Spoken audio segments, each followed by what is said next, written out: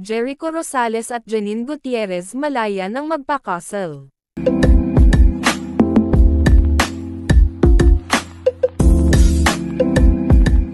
Tuluyan ng napawalang bisa ang kasal ng dating mag-asawang Jericho Rosales at Kim Jones. Ayon sa isang mapagkakatiwalaang source, masaya ngayon si Jericho sa naging desisyon ng korte.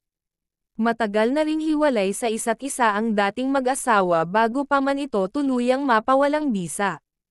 Marami ang natuwa sa balitang ito dahil matagal nang usap-usapan ang relasyon nina Jericho at Janine Gutierrez. Ayon sa mga tagahanga, deserve daw ni Jericho ang bagong yugto ng kanyang buhay.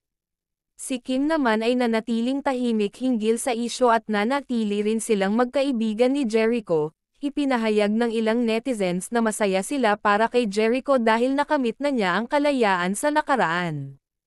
Sa kabilang banda, patuloy pa ring pinag-uusapan ang posibilidad na nagpakasal na sina Jericho at Janine.